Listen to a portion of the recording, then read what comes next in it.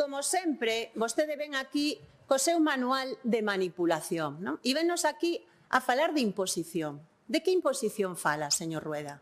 Onde está o 50% de galego no cine?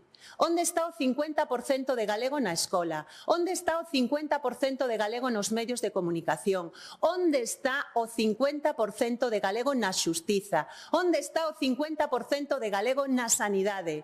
Mire, señor Rueda, sen igualdade non hai liberdade. E iso é o que lle quere vostede roubar ás xeracións máis novas. A liberdade para poder vivir en galego en Galiza. Esa é a seu legado. Por suposto que hai retos, e remato xa, señor presidente. A remuda xeracional, que o galego siga sendo unha lingua viva, que a queira falar a xente nova, pero non lla fagan odiosa con estes plantexamentos que están facendo, señora Pontón. Que o galego chegue ás redes sociais, os novos usos, que o galego chegue aos novos galegos que veñen de fora, que non coñecen a nosa lingua e teñen que facela súa, como a sentimos nós. Esos son os retos.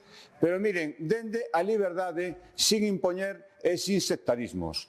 Aproveito esta pregunta para, xa sei que vai servir de pouco ou de nada, porque vostede cumple órdenes, non sei se quere, probablemente non, pero non lle van deixar, pero intente sumarse ao consenso xeral, intente sumarse aos traballos que estamos facendo para un documento do Pacto pola Lingua, e a partir de aí podemos falar. O que non se pode ser é o de sempre, salirse fora e reventalo. Se non fai eso, señora Pontón, estarán demostrando que o galego... Vostedes din que o galego está en perigo. Non, non. O que está en perigo, se seguimos así e se non se lles para, é a liberdade en Galicia. Tamén a liberdade lingüística. Mas nada, moitas gracias.